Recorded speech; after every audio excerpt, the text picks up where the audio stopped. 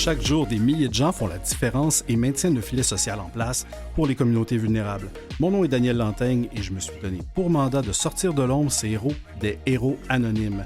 Aujourd'hui à l'émission, comme à l'habitude, je vous présente deux organismes. Le premier nous amène dans le quartier Saint-Michel et on va s'en aller un petit peu plus dans le nord tout de suite après pour la deuxième partie de l'émission. Restez à l'écoute.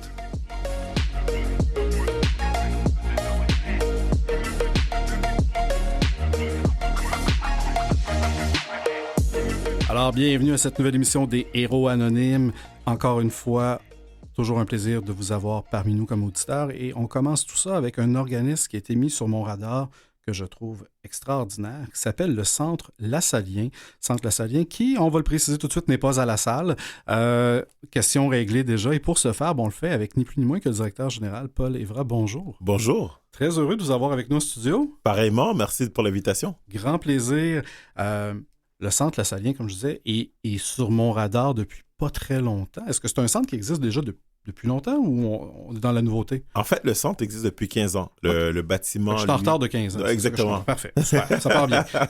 Le centre existe depuis 15 ans et le bâtiment un peu plus récent, je vous dirais une dizaine d'années, un peu plus de 10 ans. Donc, ça fait quand même longtemps que ça existe. Quand même. Et qu'est-ce que c'est que le Centre Lassalien, si on peut le définir, là?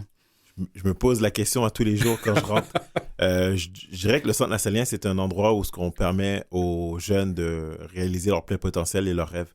Donc, le Centre Lassalien, au terme d'activités, de projets qu'ils font, s'adapte à la nouvelle réalité. Donc, on essaie toujours de trouver des projets qui vont être en lien direct avec les nouveaux enjeux. Donc, les projets qu'on fait aujourd'hui ne seront pas ceux qu'on fera demain et ceux qu'on a fait hier ne sont pas ceux qu'on fait aujourd'hui, en fait.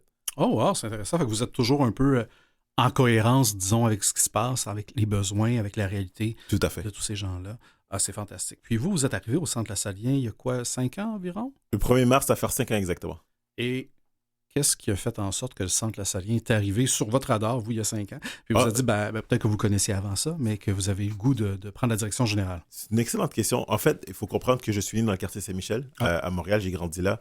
Toute ma vie, j'ai voulu faire une différence pour les jeunes du quartier Saint-Michel parce que je viens d'une famille qui n'était pas très aisée. Donc, ma mère disait tout le temps qu'est-ce qu'il fallait faire, c'est donner du temps parce qu'on n'a pas beaucoup d'argent. Donc, le temps, c'était notre moyen de redonner. Et j'ai toujours grandi dans cette mentalité. Dès mon plus jeune âge au secondaire, je donnais du temps. Je me suis impliqué dans diverses causes dans le quartier Saint-Michel, toujours avec cette idée que l'éducation était importante parce que c'est comme ça que ma mère m'a élevé. J'ai été attaché politique de la mairesse de l'arrondissement. J'ai été le plus jeune commissaire scolaire à Saint-Michel également. Donc, pour moi, c'était vraiment important de redonner du temps. Ensuite, j'ai étudié en politique et communication à l'Université de Sherbrooke. J'ai continué à travailler. J'ai eu la chance de voyager. J'ai travaillé comme directeur général de la fondation de Didier Drogba en Côte d'Ivoire. Puis à ce moment-là, j'ai comme réalisé où je me suis dit, il me semble que j'ai pas terminé ce que je pouvais faire, ce que je pouvais donner à ce quartier-là qui m'a tant donné. Donc, j'ai vu le poste à Saint-Michel, le Centre Lassalien. J'ai appliqué et j'ai eu le poste. Vous avez eu le poste. J'ai eu le poste. Ah, c'est extraordinaire. Clairement, vous êtes un homme qui a les valeurs aux bonnes places, mais votre mère aussi, puis c'est tout un concept de famille. Et je pense que le concept de famille à Saint-Michel est très, très fort. C'est des familles tissées serrées. Ça reste un quartier qui, en 2023, a peut-être encore quelques enjeux socio-économiques, j'imagine? Tout à fait. Disons que la pandémie les a montrés encore plus pour tout Montréal. Puis je voudrais que Saint-Michel, c'est un quartier de transition. Donc, les familles qui viennent dans Saint-Michel régulièrement sont de passage, mais toujours avec les mêmes conditions. Familles monoparentales viennent d'arriver au Québec. Toutes des situations qui font que les organismes vont rencontrer toujours les mêmes enjeux avec des différentes familles. Cependant, le visage de la pauvreté a grandi parce que l'inflation, parce que l'insécurité par rapport aux emplois. Tout ça fait que aujourd'hui, on va accueillir des personnes qui, il y a 5-10 ans, ne seraient pas en situation de vulnérabilité. Oui, vraiment, il y a une fragilité qui s'est installée par rapport à tout ça. Puis on le voit partout. On le voit dans les banques alimentaires, on le voit dans plein de programmes qui, justement, ou organisations comme vous, qui maintenez le filet social en place. On a abordé brièvement ce qui était le Centre Lassalien. Qui rentre chez vous? Qui bénéficie de vos services? Est-ce que c'est exclusivement des jeunes? Est-ce qu'ils ont une situation? Est-ce qu'il y a un persona de gens qui bénéficient de vos services, là? Pour le résumer facilement, tout être humain. Tout être humain. Toute personne qui respire peut rentrer chez vous. Et même s'il ne respire pas, on peut l'aider à respirer. Malgré ça.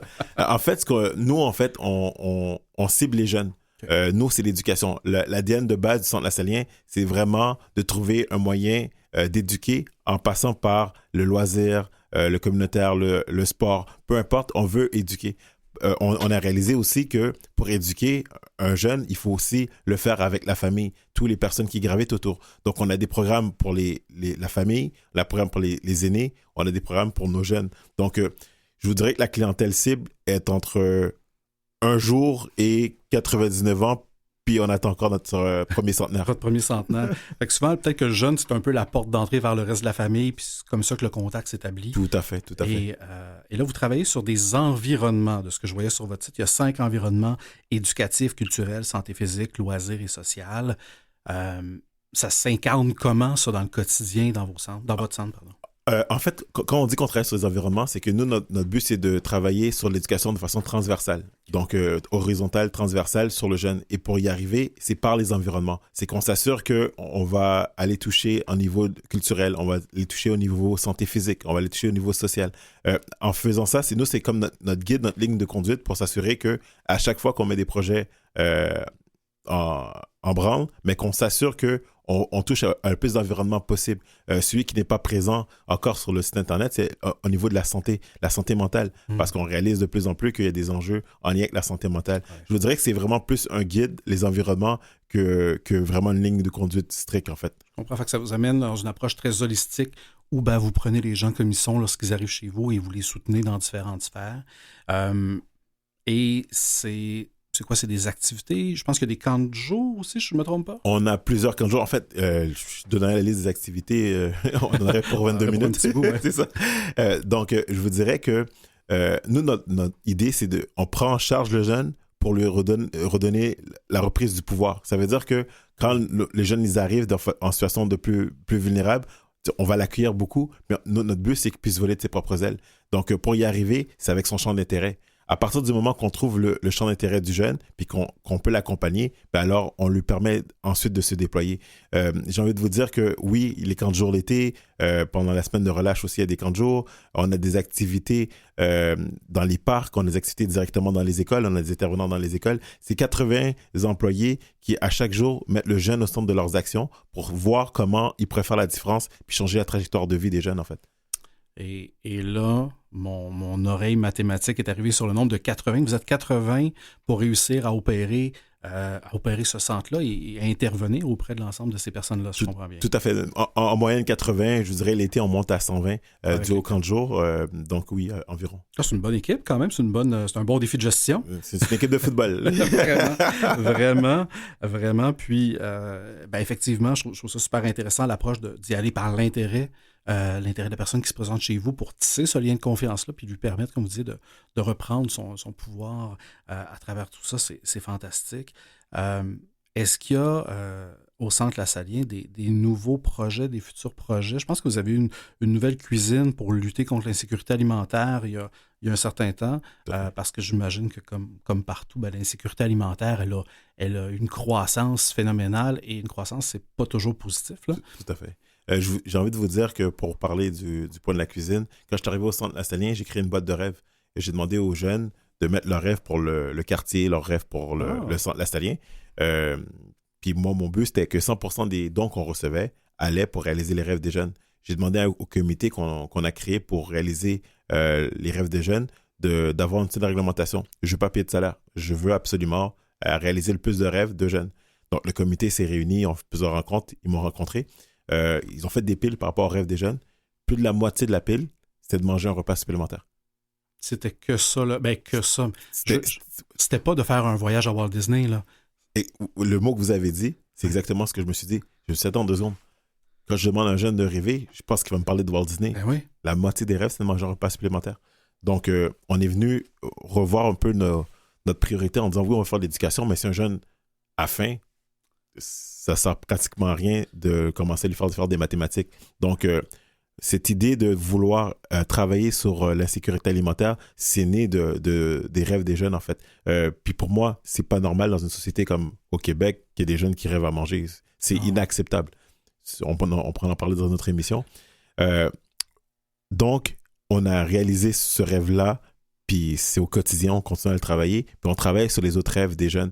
Et j'ai envie de dire que nous, au Centre La Saignée, on se dit qu'on sait juste lire. On n'a pas les bonnes idées. Les idées viennent des usagers. Donc, on regarde ce qu'ils nous disent, on les écoute. Puis là, il y a la boîte de rêve, mais il y a d'autres moyens. Les intervenants qui vont discuter avec eux, les animateurs, tous les gens qui gravitent autour de ces jeunes-là, qui prennent le temps de les écouter. C'est comme ça qu'on réalise nos projets. C'est pour ça que j'ai envie de dire que je ne suis même pas gardien de mon projet. Puis les projets qu'on va réaliser, ce sont les jeunes. Parce que c'est eux, en fait. Si on veut vraiment faire une différence, il faut que ça les touche. Donc, oui, on a un cadre, mais ensuite, ce qu'on met à l'intérieur, c'est ce qu'eux, ils veulent, en fait. C'est eux qui vont à travers tout ça. Je trouve ça fantastique, la notion d'écrire ses rêves et que ça vienne un peu aussi, bon, évidemment, de devenir le moteur de votre organisation. Et on réalise on sait que lorsqu'on a le ventre vide, on ne peut pas apprendre à l'école. Mais ce que je découvre là, avec vous, c'est que quand on a le ventre vide, on ne rêve pas d'autre chose que déjà juste de combler. C'est comme si maintenant on sait que, c'est ça. Une épicerie de moins, c'est moins d'apprentissage, mais c'est aussi moins de rêve.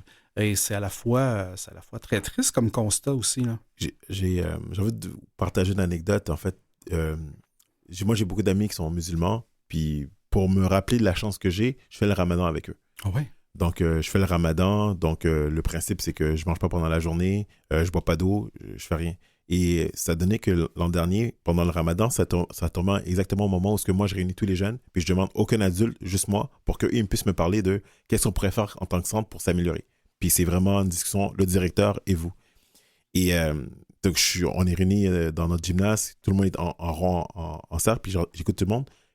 Et à chaque fois que quelqu'un dit « Ouais, il faudrait peut-être changer tel type de repas », puis il y a comme un mouvement qui s'anime, qui fait « Ah oui, oui, oui », puis ils sont enthousiastes. Puis moi, pendant ce temps-là, j'ai faim. Mais j'ai faim parce que je fais le ramadan. Ouais. Puis là, je réalise que moi, c'est par choix. Mais eux, ils me parlent de ça, puis ils ont probablement faim comme moi, j'ai faim, mais eux, c'est pas par choix. Puis c'est en venant encore me marquer encore plus pour me dire, il faut absolument agir sur ça. Puis prochainement, ils ne savent pas, après la semaine de relâche, on a engagé une autre cuisinière qui va venir faire des repas supplémentaires pour les jeunes après les cours, en fait. OK. Ouais, ben effectivement, je pense que ça remet en lumière la nécessité de couvrir les besoins de base avant même de penser à autre chose. Parce que si la base n'est pas là, après ça, on ne peut pas construire grand-chose sans bonne base. Tout à fait. Écoutez, l'émission passerait très vite. On va prendre une brève pause si vous voulez bien. On poursuit l'échange tout de suite après. Restez à l'écoute. Merci.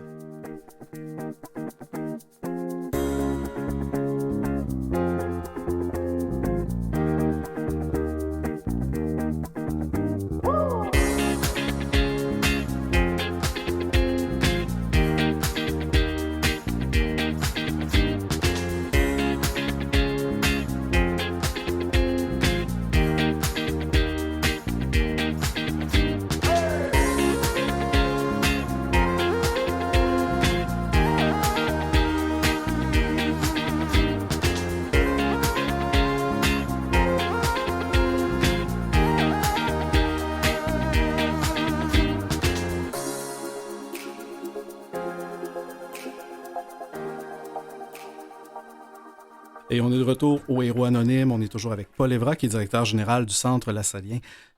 Le temps passe très, très vite. On a couvert déjà quelques éléments. On a parlé, entre autres, de la sécurité, ou de l'insécurité alimentaire plutôt, et de l'impact que ça a évidemment auprès des jeunes. Vous avez plein de belles initiatives, de programmes qui touchent autour de différents axes. Vous avez métier d'urgence. Dites-moi en plus, je suis un peu curieux. D'accord. On a un programme qui est né pendant la pandémie avec l'affaire Floyd, l'affaire George Floyd. Et on s'est réunis avec des policiers pour voir comment on pourrait faire une différence, en fait. Parce que oui, il faut revendiquer, mais il faut toujours trouver des moyens d'innover puis faire des différences. Puis on a comme réalisé qu'il y a une problématique, c'est que les policiers puis les pompiers aussi, les gens de la diversité ne se voient pas à travers eux parce qu'il en manque. Ouais. Donc, on a créé un programme parascolaire qui permet à des jeunes qui veulent devenir policiers, pompiers, ambulanciers, de de les accompagner, en fait. On les accompagne en éducation, on les accompagne au niveau du physique parce qu'il y a des entraînements physiques, on les accompagne pour le suivi avec le cégep. Donc, on a créé une première cohorte durant la pandémie avec une université pour pouvoir vraiment cadrer puis avoir des bons repères pour savoir si ce qu'on fait est bien fait. Mhm. Donc, si la première cohorte est née et le programme de métier d'urgence, aujourd'hui, a fait des petits. On a une deuxième cohorte et là, on va pouvoir le répéter à travers plusieurs écoles dans le quartier Saint-Michel, mais aussi à l'extérieur du quartier.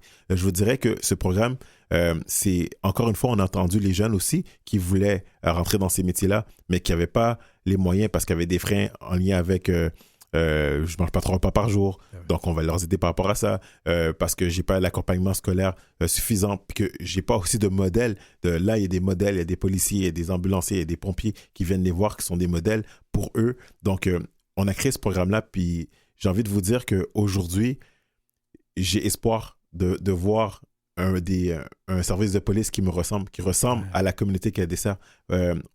On dit aujourd'hui que c'est une question de crédibilité. Donc, si le service de police me ressemble, mais je vais y croire. Je vais croire à ce qui peut changer. Puis, ça ne veut pas dire qu'il ne faut pas faire des erreurs. On fait tous des erreurs. Par contre, il y a cette envie de croire que, oui, on est là pour vous servir puis travailler avec vous. Donc, j'ai envie de vous dire que ce programme-là est né de cet espoir de faire une différence dans ces services de police, en fait. Je trouve ça extraordinaire comme programme, comme service, ce que vous offrez, notamment, évidemment, d'où c'est parti. Hein. On se souvient du tragique événement et des trop tragiques événements, et aussi de se rappeler qu'on n'est pas, peu importe la société, on n'est pas à l'abri de malheureusement tout ça. Et pour ces jeunes-là, probablement que les figures d'autorité, ça doit pas être évident de tisser un lien de confiance et de leur donner effectivement une crédibilité avec tout ce qui se passe. C'est une initiative qui vaut la peine d'être saluée et d'être encouragée, certainement. Parlant d'initiative, vous avez aussi un espace techno, hein, si j'ai bien aussi Exactement. Espace techno, en fait, c'est pendant la pandémie, encore une fois, on a réalisé que les jeunes dans le quartier Michel il y avait une fracture numérique. Donc, ils n'avaient pas accès à Internet, ils n'avaient pas accès aux ordinateurs. À un moment donné, on a dit tout le monde restait à la maison, étudier, mais si tu n'as pas d'ordinateur ou pas d'Internet, c'est plus difficile d'étudier. Et une fois que je te donne Internet puis je te donne un ordinateur, tu ne sais pas comment l'utiliser. C'est comme donner un véhicule à quelqu'un qui ne sait pas conduire. Ouais, j'ai un véhicule, mais je ne sais toujours pas conduire. Fait que on a vraiment travaillé pour initier les jeunes à travailler la technologie. Et ce qu'on voulait faire, c'est pas initier la technologie actuelle, c'est d'aller plus loin, en fait. Donc, on s'est doté d'un mur interactif, de casque VR, de robotique pour apprendre à coder. Donc, on accueille des groupes, des classes, et ils font des activités éducatives, mais à travers des jeux. Donc, ce qui permet, eux, ils s'amusent à travers la technologie. Donc, ils sont pas... Ils vont pas être surpris sur le marché du travail. Moi, j'ai connu un jeune qui m'a dit qu'au cégep, j'ai complètement décroché parce que quand on a commencé avec les ordinateurs, moi, j'avais jamais fait ça. Fait que le professeur le prenait pour acquis. Donc, il allait à la vitesse que tout le monde devait aller. Mais comme moi, au secondaire, puis quand j'ai grandi, j'ai pas connu ça. Donc, j'ai pas pu suivre le rythme. Donc, nous, on veut réduire ce décalage. Donc, c'est ça qu'Espace Techno fait aujourd'hui au Centre Lassanier. Ouais, écoutez, on a reçu il n'y a pas très longtemps à l'émission la Fondation La Clé, qui est la fondation de l'Office municipal d'habitation de Montréal. Et elle, un de ses constats aussi, c'était de faire, puis j'en suis bien désolé, le constat que tout le monde n'a pas Internet au Québec. Et à Montréal, tout simplement, là, en région éloignée, on pourrait dire sur le 20e rang, peut-être qu'Internet ne se rend pas très bien, là, c'est une chose. Mais de savoir qu'à Montréal, il y a des foyers qui n'ont pas Internet, et bien là, vous le disiez, pendant la pandémie, l'école à la maison sur Internet, s'il n'y a pas d'Internet, pas d'ordinateur, là, on est en train de créer 2 classes d'élèves, une qui, évidemment, va toujours devoir ramer un peu plus fort, et on crée un beau terrain pour, finalement, favoriser le décrochage scolaire si tout n'est pas en place. Tout à fait, et on dit pas avoir d'ordinateur. S'il y a un seul ordinateur, puis vous êtes 5 dans la famille, bonne chance. Ouais. Bonne chance, mais c'est ce qui se passe, en fait. Aujourd'hui, ça devient un besoin essentiel. Comme tout, il faut que tout individu puisse avoir accès à un ordinateur, mais en même temps que son camarade ou sa soeur, son frère. Donc, c'est ça qui est plus difficile. Ben, totalement. Fait que, tant mieux si l'espace techno est là pour non seulement, déjà dans vos programmes, de permettre de faire un rattrapage, mais aussi d'aller chercher d'autres compétences et de développer peut-être une forme d'intérêt envers ces technologies-là. Vous parlez de vos casques de réalité virtuelle, bon, du codage et tout ça. Ben, peut-être que vous allez avoir des futurs grands programmeurs grâce à tout ça. Puis tant mieux. Tant mieux si ça, c'est ce qui va les accrocher aux études et leur permettre de continuer. Tu sais, j'ai envie de dire, puis je le dis souvent, là, quelqu'un qui ne sait pas coder aujourd'hui, un jeune qui ne sait pas coder aujourd'hui, c'est comme un jeune qui ne sait pas lire. On se dirige vers ça. Donc, si on peut les aider à lire, c'est la nouvelle littérature. Donc, on apprend le plus possible à le toucher puis à travailler avec des programmes pour qu'ils apprennent à coder. Ben oui, certainement. Je pense que c'est un bon. Je vous vois beaucoup comme un créateur de plein d'outils à mettre dans le coffre à outils de ces jeunes-là et aussi de ces familles-là par la bande parce que tout le monde en bénéficie puis ça fait en sorte que c'est un quartier qui va certainement toujours bénéficier de votre organisation et s'améliorer dans ces conditions-là. Ce que je dis toujours à mon équipe, c'est qu'on ne pourra pas faire la course pour personne, en fait. La course, elle leur appartient. La seule chose qu'on peut faire, c'est de s'assurer qu'ils partent sur la même ligne de départ et qu'au milieu de la route, mais que le trou, qu'on les pavés, la rivière, qu'on a mis un pont. Donc, c'est ça, en fait. Nous, on ne peut pas faire la course pour personne, mais on peut s'assurer qu'il y a une certaine équité. Oui, vous enlevez des obstacles, certainement. Puis j'ai trouvé ça extrêmement beau sur votre site. Il y a un objectif commun qui est de rendre heureux pour rendre meilleur. Pour moi, je pense que c'est non seulement, oui, un très bel objectif pour votre organisation, mais c'est aussi un bel objectif de société. Et tant mieux si vous y contribuez, certainement, oui, à Saint-Michel, mais probablement que ça fait des petits en dehors du quartier, ce centre-là.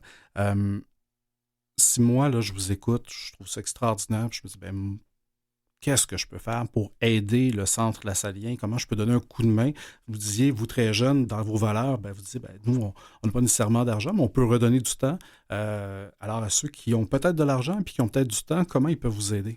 J'ai envie de vous dire de faire comme nous, on faisait à l'époque, c'est d'aider ce qui est autour de toi. Parce que si tout le monde commence à aider ce qui est autour d'eux, ben, on va faire une différence. Donc, oui, le centre Lassalien, mais tous les organismes qui font une action près de chez vous, en fait. Nous, on a sur notre site Internet, il y a notre adresse courriel, info@commercial-lassalien.org, mais j'ai envie d'aller plus loin. J'ai envie de vous dire que l'important, c'est pas d'aider le centre Lassalien, c'est d'aider peu importe l'organisme si c'est l'éducation qui vous touche, si c'est le sport, peu importe. On a besoin que la société civile, que les citoyens s'occupent du village, en fait. Donc, aider le centre, oui, mais pas que le centre, aider tous les organismes. Donc, moi, ce que je rêve, c'est que quelqu'un qui écoutait aujourd'hui décide d'aller aider l'organisme qui est devant sa porte.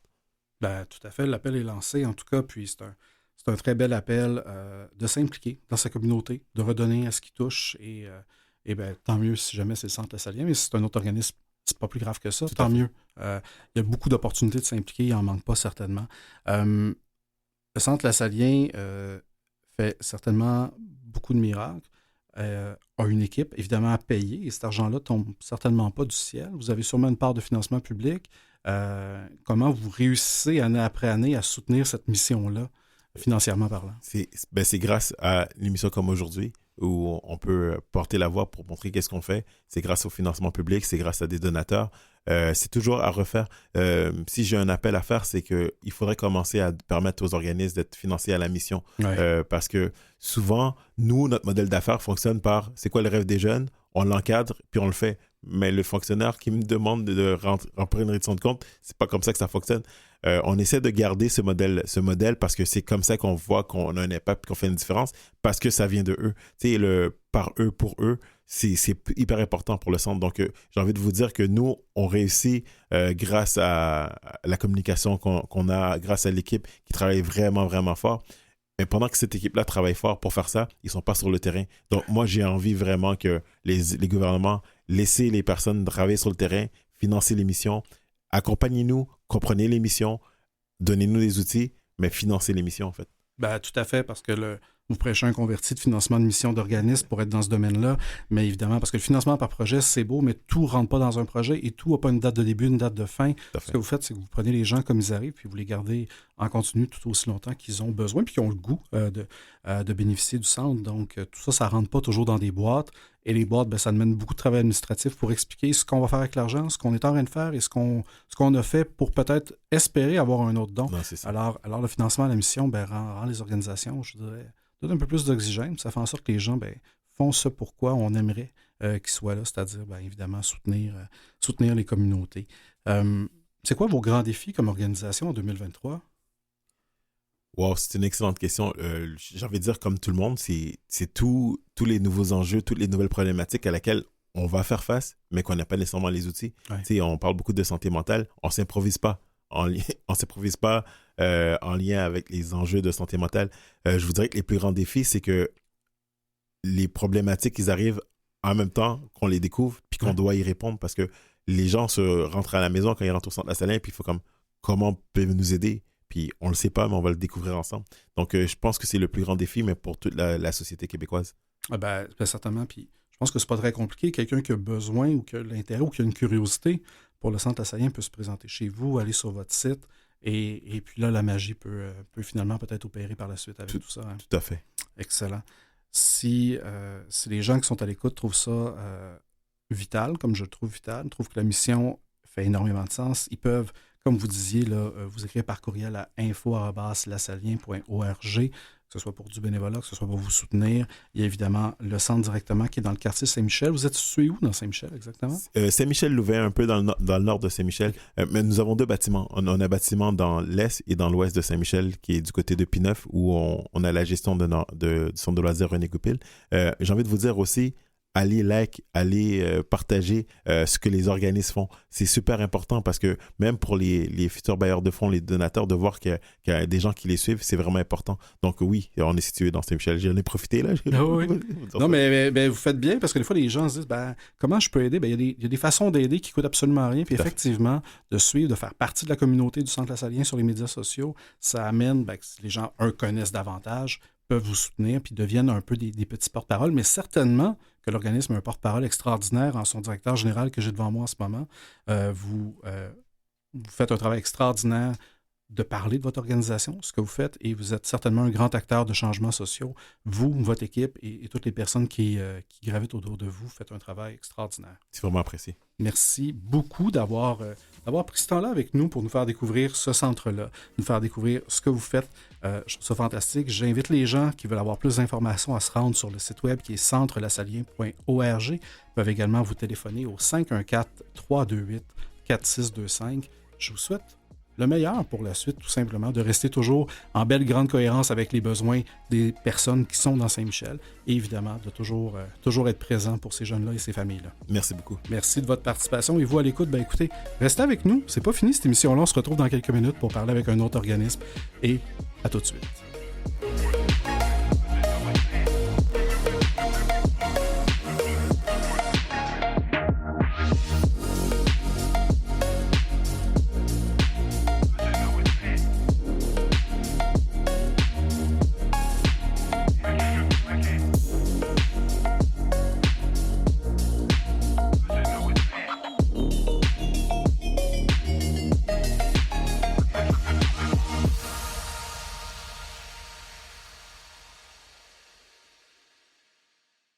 Vous écoutez Les Héros Anonymes avec Daniel Lantaigne.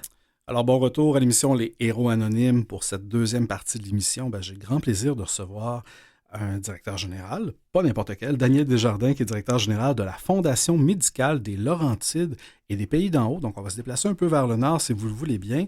Daniel Desjardins, bonjour. Bonjour, c'est Daniel, ça va bien? Ça va très, très bien. Très heureux de vous recevoir aujourd'hui. Moi aussi, je suis heureux de participer à votre émission.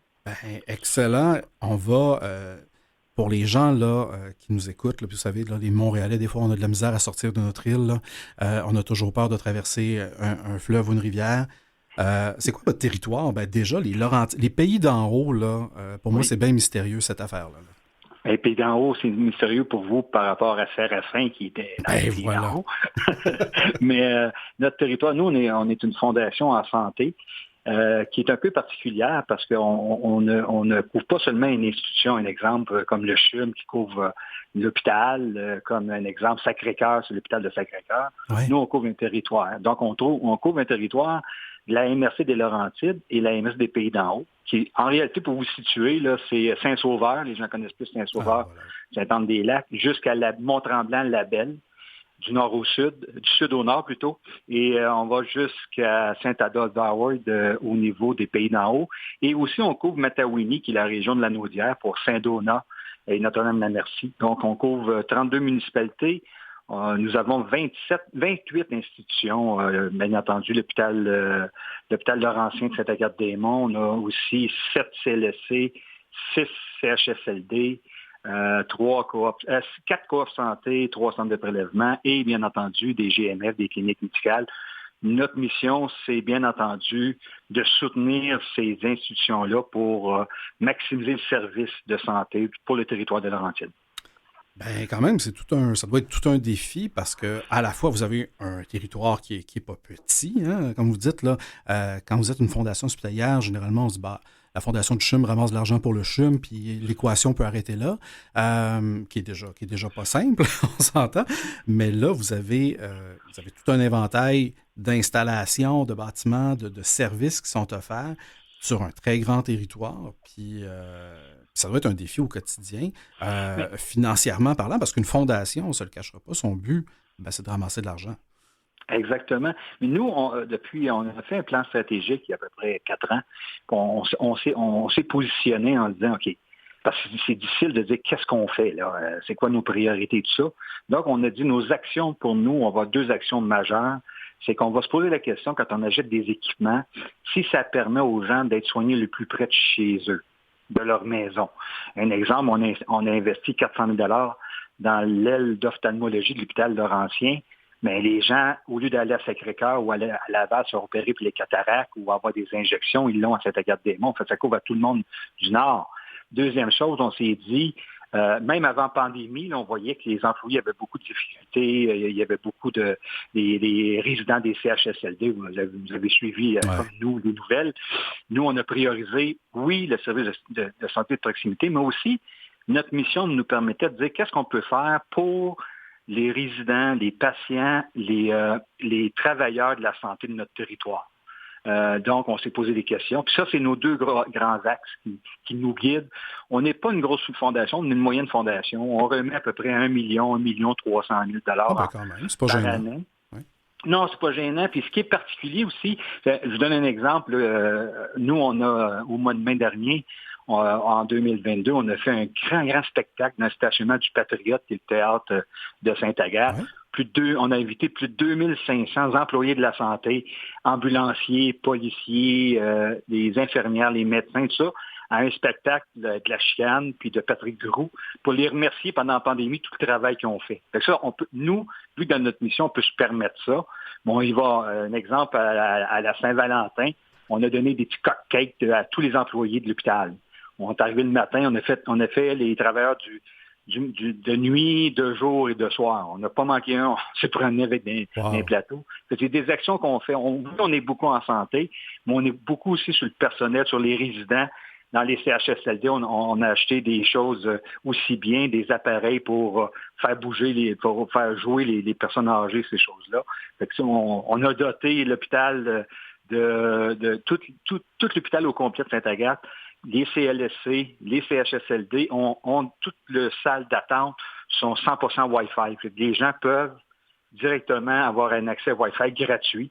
Donc, c'est des actions comme ça qu'on fait. Ben, je trouve ça extraordinaire. Puis notamment le volet où, comme fondation hospitalière, souvent on s'attend à ce qu'une fondation hospitalière paie, je sais pas moi, l'addition d'un nouveau pavillon, une rénovation ou un appareil médical. Hein. C'est l'idée des fois avec laquelle on parle. Mais là, vous avez décidé de aussi prendre soin de ceux qui prennent soin, sachant que ces gens-là, ils sont des fois stressés, ils sont mis dans des conditions pas évidentes. La pandémie n'a pas été facile pour personne, encore moins pour les travailleurs de la santé. Et donc, j'imagine que ça doit être extrêmement bien reçu de la part des employés de l'ensemble du territoire, là. Bien, c'est un petit peu ça. Quand on recrute du personnel de santé, c'est pas seulement de dire, venez les Laurentides, on a des centres de ski, on a le plein air, on a ci, on a ça.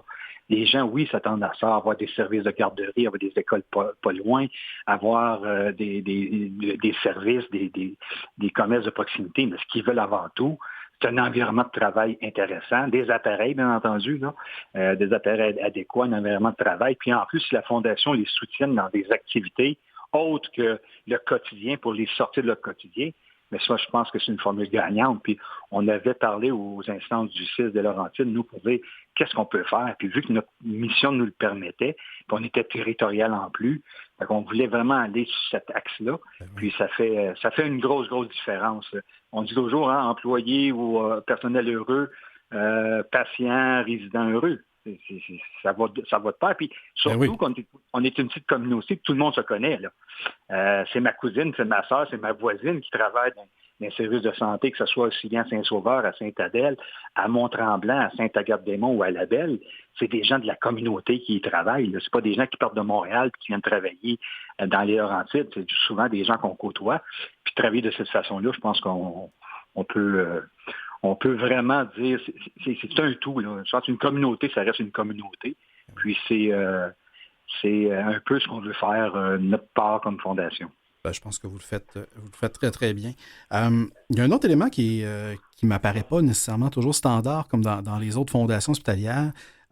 Si je ne me trompe pas, et c'est bien possible, quoique c'est très rare, je comprends que vous avez fait une acquisition en 2018 d'une clinique qui est devenue le centre médical des Pays d'en haut, qui est un centre qui appartient à la fondation. J'aimerais savoir plus. Oui, OK. Mais il faut faire une histoire courte. C'est que nous, on parle de 2018. Hein, je vous parlais qu'il y a 4 ans, on a fait notre plan stratégique en 2017.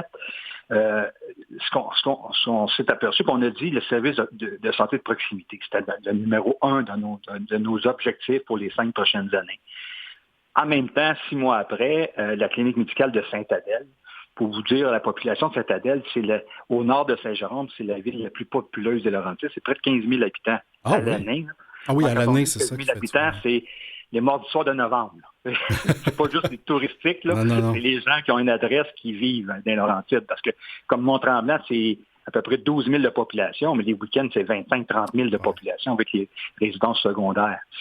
Et puis, la seule clinique de Sainte-Adèle à l'époque, les médecins vieillissaient. Puis, ça faisait 42 ans qu'ils étaient en opération, ils voulaient prendre leur retraite. Puis, ils nous ont dit, regardez, si on y va à la fondation, on dit, si vous avez une solution, nous, les médecins qui sont là présentement, il y en avait 3, sont pas prêts à prendre la relève. Nous, on est rendus en retraite, 70, 68, 75 ans. On va fermer, mais c'était 15 000 patients qui devenaient orphelins dans la plus grosse ville de notre territoire. Puis nous, on a dit, il faut vraiment que les bottines, on ne peut pas dire aux gens, on veut un service de proximité, puis laisser fermer cette clinique-là. Parce qu'on a fait, on a fait un offre pour acheter on a acheté la bâtisse, on a acheté la clinique. Et puis, je peux vous dire, Daniel, j'ai commencé à gérer une clinique médicale. Wow! C'était peut-être pas dans le contrat au départ, hein, ça? Ça a duré jusqu'en 2020. Non, c'est vraiment, je vous le dis, ça n'a pas été facile, ça n'a pas été évident. Et puis, entre-temps, Michel Rochon, qui est le président de la Fondation, qui fait 23 ans, la Fondation existe depuis 33 ans, Michel fait 23 ans qu'il est président, très impliqué sur le fonctionnement de la Fondation. À un moment donné, après 2 ans, on disait, Colin, qu'est-ce qu'on fait? On n'arrivait pas à recruter des médecins, on n'arrivait pas à percer cette structure-là, toute la structure santé au Québec. Puis on était un peu découragés. Et puis Michel, mais il connaît beaucoup de gens. Puis il connaissait un jeune médecin à Saint-Donat, puis il a dit, il l'a rencontré. Puis il a dit, regarde, on a une clinique, nous on est prêts à la vendre, on est prêts à vous soutenir pour le démarrage, puis après ça, vous allez de l'avant. Puis c'est sûr et certain que les jeunes médecins connaissent des jeunes médecins. Ben oui. Actuellement, ils sortent de l'université. Ils se ensemble. Ils ont fait 2-3 téléphones. C'est 2 médecins, c'est Philippe Melançon puis Geneviève Gauthier, qui ont acheté la clinique. OK. Et puis, nous, ce qu'on a dit comme condition, on va vous donner un coup de main, mais nous, il faut ramasser l'argent qu'on fait, le profit qu'on fait. On ne fait pas de cadeaux parce qu'on le réinjecte dans la santé des gens des Laurentides. Donc, ça a pris 1 année. On a vendu après, moi, j'ai opéré à peu près 3 ans, 2 ans et demi. Et puis, ce qui était formidable, puis je remercie Petit Jésus, c'est qu'on a signé le 5 janvier 2020 ou 2021, là, je parle peut-être 2020, suite avant la pandémie. Là. Nous, le 13 mars, vous vous souvenez, après l'arrêt scolaire, la relâche scolaire, on a tombé en pandémie, les écoles fermées et tout ça. Mais nous, moi, j'aurais pas été capable de gérer ça, mais eux, des médecins, l'ont géré, on les a soutenus. Ils nous ont tout acheté au complet. Puis on a fait près de 550 000 de profit qu'on a réinjecté à la santé. Puis maintenant, je peux vous dire, il reste à peu près 3 000 patients orphelins là, sur le lot. Puis je pense que les recrutent des médecins, ça va super bien. Puis ça, c'est notre réussite. Nous, ce qui est important, on voulait sauver la clinique. On l'aurait sauvé à perte s'il fallait. On aurait pu mettre de l'argent dedans, mais non, on l'a sauvé. Puis en plus, on a fait des sous qu'on réinvestit dans la fondation. C'est un peu notre façon. On travaille ça comme si on travaillerait une business, mais le principal, c'est la santé des gens des Laurentides. Ben oui, ça, parce qu'ultimement, ça bénéficie à tous les citoyens qui ont besoin des services de santé. Fait que c'est un excellent sauvetage, je vous dire, qui a été très profitable, mais qui vous a probablement là, donné 2-3 cheveux gris à gérer une clinique. Mais tant mieux, tant mieux pour la suite et la fin de l'histoire de tout ça, là, qui fait en sorte qu'il y a un centre médical qui est là et qui fonctionne et qu'il y a des médecins. Je pense que c'est fantastique que ça a été mis en place.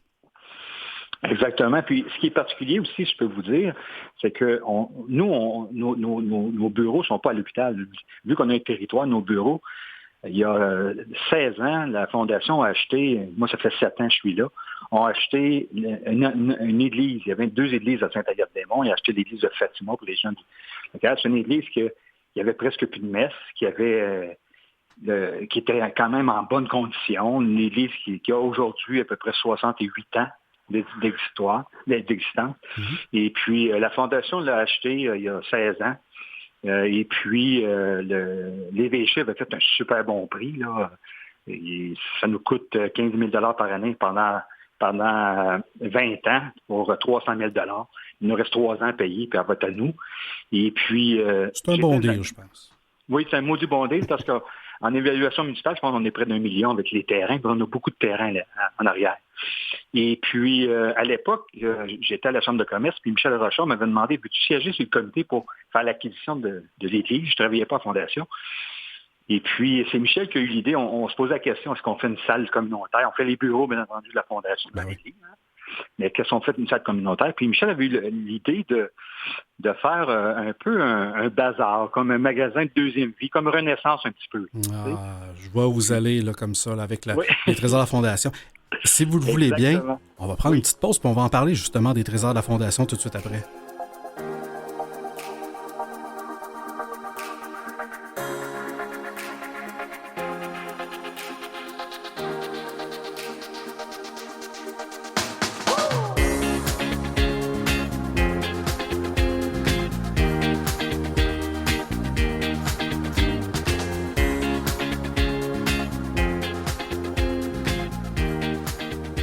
Et on est de retour avec Daniel Desjardins, qui est directeur général de la Fondation médicale des Laurentides et des Pays d'en haut. Et juste avant qu'on prenne une toute petite pause, on s'était arrêté sur les trésors de la Fondation parce que vous aviez maintenant une église qui est à vous, puis probablement que ça ne vous prenait pas tous ces pieds carrés-là pour avoir vos locaux de Fondation.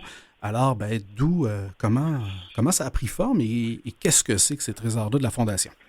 Mais c'est ça a pris forme quand la Fondation a acheté, comme je disais tout à l'heure, l'église de Fatima à Saint-Agathe. Puis, oui, il y a du pied carré. C'est assez grand. Il y a une partie qui est presbytère sur 3 étages. Là. Donc, il y a un étage qui a été consacré aux organismes sans but lucratif. Donc, on loue des espaces aux organismes. Et puis, l'espace de l'église et du sous-sol de l'église... à l'époque, le conseil d'administration de la Fondation s'est posé la question, puis Michel Rochon, le président, est arrivé avec l'idée de faire un peu un bazar, de ramasser des choses, de le revendre. Puis, il n'y avait pas beaucoup d'organisations ici dans notre secteur. Il y en avait à Tremblant, il y en avait à Saint-Sauveur, mais Saint-Agathe était desservie juste par une petite association tout petite, puis très, très peu de pieds carrés. Donc, moi, quand je suis arrivé ça a super bien parti. Là. Ça fait une douzaine d'années que ça fonctionne. Et puis moi, quand je suis arrivé en 2016, je me posais la question. Je regardais ça, je voyais. Puis vu que j'avais pas tellement d'expérience en magasin de deuxième vie ou en bazar ou en louvoir, je suis allé rencontrer Pierre Legault de Renaissance à Montréal. M. Legault était très gentil. Il m'a tout expliqué comment ça fonctionnait. Puis tout le monde connaît Renaissance au Québec. Là. C'est une réussite. Donc, ce qu'on a fait, c'est assez simple. On réinvente pas le bouton à 4 trous. Là. On a regardé Renaissance.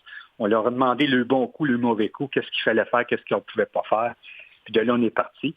On a pas créé parce que ça existait déjà, on a bonifié les trésors de la Fondation, qui est 10 500 pieds carrés de vente. De là, je vous donne un exemple, on a 4 500 pieds, c'est du linge, c'est des appareils électroniques, c'est des disques, c'est des livres, c'est linge enfant, homme, c'est la coutellerie, c'est la vaisselle et tout ça. Ça, sur le premier étage de l'église. Le sous-sol, c'est réservé qu'à des meubles usagés de toutes sortes. Et ce qui est bien là-dedans, c'est que vu que nous, on ne paye rien, on n'achète rien, c'est tout donné et on revend. Donc, ça fait partie intégrante de la Fondation. Les trésors font partie de la Fondation. Puis ça nous permet, un exemple, cette année, là, nous, cette année, 31 décembre, en 2022, mais on a payé tous nos frais fixes, chauffage, électricité, salaire, entretien, etc. Puis on a eu un surplus de 455 000 qu'on a réinjecté à la santé. Donc, quand une personne fait un don, on peut lui dire, il n'y a aucun frais de votre don, il n'y a pas un 5 il n'y a pas un 10 c'est 100 de votre don.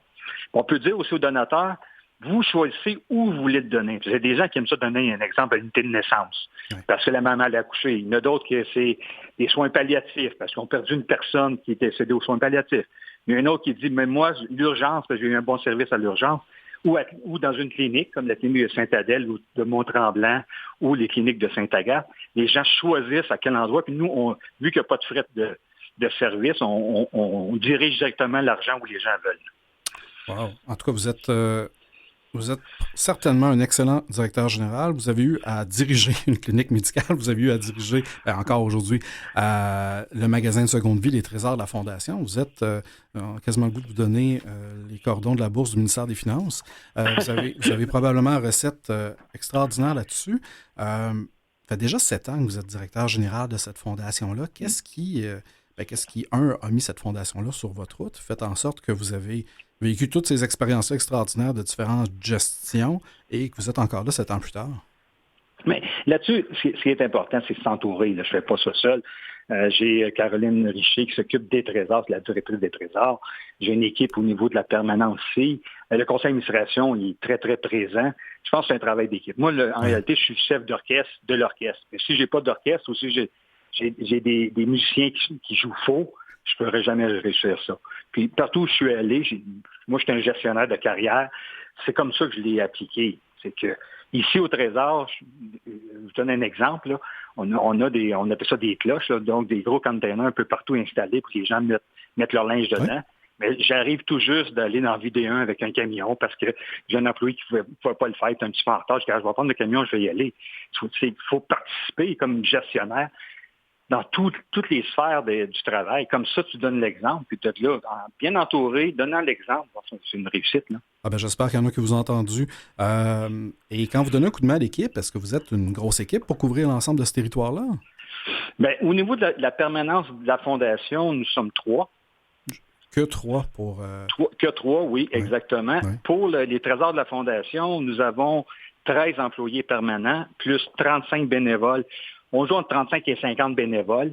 Et puis, ça, c'est un petit peu particulier. On se posait toujours la question, 10 500 pieds carrés, comment est-ce qu'on gère ça avec des bénévoles, des employés? Comment est-ce qu'on le fait? Là, et puis, on a décidé, il y a 6 ans à peu près, on a dit, OK, parfait. On va engager des gens parce que ça prend des gens permanents. Puis la différence entre un bénévole et un employé, c'est que l'employé, il faut qu'il travaille minimalement 3 jours semaine, 7 heures par jour pour 21 heures. Puis c'est nous qui décidons ce qu'il fait. Un exemple, moi, tu vas trier, tu vas ramasser des choses. Un bénévole, il choisit le nombre d'heures, il choisit la journée, il choisit avec qui va être bénévole. Un exemple, nous avons ici 3 sœurs qui viennent le jeudi avant-midi de 8 heures à midi. C'est leur sortie. C'est leur sortie, ils viennent, eux, ils font du tri. Elles font du tri, puis ils ont du plaisir, puis tout ça. Puis ça, je trouve ça intéressant.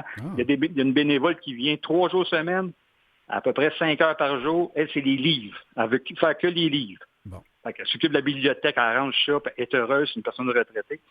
Puis il y a des gens qui nous disent, j'ai fait mettons 6-7 mois que je suis bénévole, j'aimerais ça faire être employé. Fait Caroline la rencontre, elle lui dit, OK, qu'est-ce que tu veux faire? Voici ce que j'ai de besoin.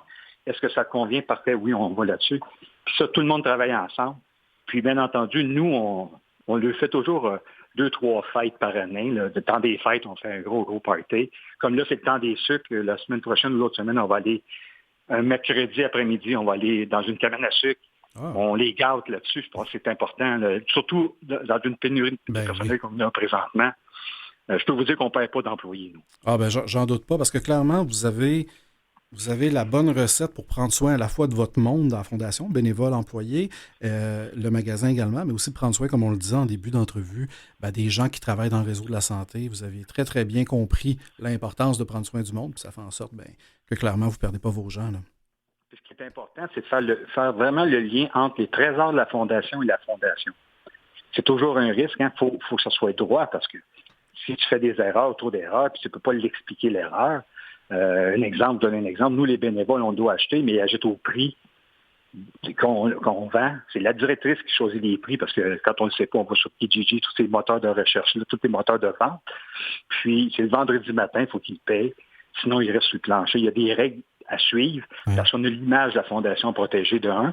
Mais de l'autre côté, c'est tellement de fun, parce que les gens disent, hey, un peu, là, au lieu de donner à Pierre Jean-Jacques mon set de vaisselle ou ma lave-vaisselle, me donner à la Fondation, on va faire des sous pour la santé. Ben oui. Puis vice-versa, c'est là-dessus qu'on a réussi, je pense. C'était le plus gros défi à faire. Là, les gens savent que quand ils donnent pour la Fondation. Bien, certainement. Et si jamais, là, comme moi, là, qui ne connais pas l'emplacement de l'ancienne église de Fatima, là, c'est situé où, ce magasin-là? C'est très simple. C'est le 50 rue Corbeil à Saint-Agathe-des-Monts. J'invite les gens à venir où ils peuvent aller. C'est assez simple, notre courriel, notre site Internet, c'est www.fondationmédicale, médical avec un E, bien entendu.com. Et puis, moi, j'adore faire ça. Tous les grands donateurs, quand les gens m'approchent pour dire, OK, je vais donner une bonne somme d'argent, ce que je leur dis, OK, parfait. Ils disent toujours, viens me rencontrer chez moi. Non, je ne vais pas chez vous, vous venez chez moi, je vais vous montrer les trésors. Sur cette habitude, on fait le tour, on explique aux gens, que tous les donateurs qui sont intéressés à donner, puis ils disent, moi, j'aimerais ça voir qu'est-ce que vous faites. Bon, moi, ça me fait plaisir, on prend un café, puis on peut mettre, puis je vous invite à venir faire un tour, ça serait intéressant de voir ça, puis c'est assez impressionnant. Puis, non, je pense qu'on a une bonne recette, on a du plaisir. Le plus important, c'est qu'on a du plaisir à le faire. Ouais. Oui, puis vous permettez, comme vous disiez, aux bénévoles de choisir avec quel autre bénévole ils ont envie d'en faire. Et ça, ça c'est extraordinaire, parce que du bénévolat, il faut que ça reste plaisant. Hein? C'est du temps qu'on donne, c'est du temps pour lequel on n'est pas rémunéré. Et que si on n'a pas de plaisir à le faire, ça se peut à m'amener que ça nous tente moins. Vous avez tellement raison. Je répète à mon fils de 14 ans, il ne sait pas toujours à 14 ans qu'est-ce qu'il veut faire dans la vie. Moi, je lui dis toujours, choisis où tu vas être heureux, tu vas avoir du plaisir, parce qu'en semaine, tu passes plus de temps à ton travail qu'avec ta famille quand t'enlèves les dodos. Là. Donc, c'est pour avoir du plaisir. Puis d'autant plus, comme vous dites, un bénévole, il a le choix d'aller une panoplie d'organismes dans les Laurentides. Il peut aller n'importe où. Là. Les gens s'arrachent, autant les employés salariés que les bénévoles maintenant. Alors, continuez d'en prendre aussi bien soin que vous le faites maintenant. Et parlant de plaisir, j'ai vu que vous avez des événements à venir. Là. Il y a un golf vélo au mois de juin. Oui. Bon, moi qui ne connais pas grand-chose au golf, je ne savais pas qu'on pouvait jouer au golf en vélo, mais probablement que mon équation n'est pas très bonne. Alors, éclairez-moi. Oui, ça, c'est toujours... c'est les on n'a rien inventé, mais les fondations de plus en plus fait ça, parce que un joueur de golf reste un joueur de golf. Moi, je vous avoue, je ne suis pas un joueur de golf. Bon, on se comprend. De golf, donc, c'est clair. Mais je suis un gars qui va faire du vélo. Puis à un moment donné, on s'est dit, pourquoi qu'on n'irait pas chercher notre clientèle, qu'il y a des gens qui jouent au vélo, puis qui vont jouer. Des joueurs de golf, ça reste un joueur de golf. Puis, bien entendu, toutes les causes sont bonnes. Nous, on voulait chercher un créneau qui est un petit peu plus... On est pas mal le billet qui se vend le plus cher dans les Laurentides, là, à 300 $ pour le golf, 250 $ pour le vélo. Mais on joue sur des terrains, comme là, c'est au Maître à Mont-Tremblant. C'est un club Link, là, qui est une signature au Québec. C'est un club privé que les gens ne peuvent pas aller jouer. Donc, juste l'adhésion pour jouer sur le golf, c'est 25 000 par année. Ah ben finalement, c'est abordable, là, même si vous êtes un événement, un des plus chers. Oui, c'est ça. Mais là, ce qui est intéressant, c'est que on fait une année au Maître. L'autre année, c'est au Balmoral à Mornay, qui est un autre club privé. Pourquoi qu'on le fait là? Puis le Balmoral, même, c'est le propriétaire, M. Léger, il a son tournoi à lui, puis le tournoi de la Fondation, il n'en a pas d'autre. Parce que les membres ne veulent pas de 2-3 tournois, 10 tournois par année. Ce qu'on fait le 12 juin, c'est que les gens s'inscrivent à l'avance. Et de là, ce qui arrive, c'est qu'il y a un brunch de 9h30 de 9h à 10h30 À 11 heures, tout le monde part en même temps. Les joueurs de golf vont jouer au golf. Les gens de vélo vont faire leur vélo. C'est un 30 ou un 60 km au choix des gens, avec 2 équipes complètement différentes. Quand même. Les vélos reviennent à 16 heures parce qu'ils vont prendre une douche, bien entendu. Les joueurs de golf terminent à 17 heures. Puis nous, c'est pas un souper, c'est un cocktail dînatoire qui est de 5 heures à 7 heures. Après ça, c'est fini. Bon. La formule est simple mais efficace, puis elle permet d'aller chercher des gens qui, selon leurs différents intérêts, c'est comme vous dites, vous n'avez peut-être pas nécessairement rien réinventé, mais le concept est extraordinaire, puis il vous permet de vous promener dans la région. Je trouve ça fantastique. Écoutez, le temps a passé très, très vite, Daniel Desjardins. On a parlé, bon, évidemment, de la fondation qui couvre très, très large, qui couvre finalement tout ce qui est soins de santé et même services sociaux dans le territoire. Le trésor de la fondation, évidemment, vos événements qui sont à venir. On a noté celui-là qui s'en vient un peu plus tard au mois de juin. Il y a un souper de la Fondation en octobre. On peut trouver toutes ces informations-là sur votre site web qui est fondationmédicale.com. Pas plus compliqué que ça. On peut évidemment aussi vous appeler au 819-323-4565 si on veut plus d'informations. Daniel Desjardins, merci beaucoup pour ce temps-là qui a passé, encore une fois, beaucoup trop vite. Ben, merci beaucoup. Un gros merci. Merci à votre auditoire. Merci à votre équipe même de m'avoir invité. Ça fait toujours plaisir de vous parler. Ben, c'est un grand plaisir. Parlant d'équipe, merci beaucoup à Mathieu Tessier qui est à la mise en onde, Catherine Bourderon à la recherche. Et vous, évidemment, aussi, je vous remercie qui êtes à l'écoute et que vous êtes arrêtés sur notre émission Les Héros Anonymes. Merci d'avoir pris le temps de découvrir ces 2 organismes. C'est toujours un grand plaisir de les mettre de l'avant. Et si jamais vous voulez les soutenir ou en bénéficier, n'hésitez pas à les contacter. Alors, quoi qu'il en soit, moi, je vous donne assurément rendez-vous la semaine prochaine, même heure, même poste. Il me fera plaisir de vous faire découvrir, encore une fois, 2 autres héros anonymes. Bonne semaine.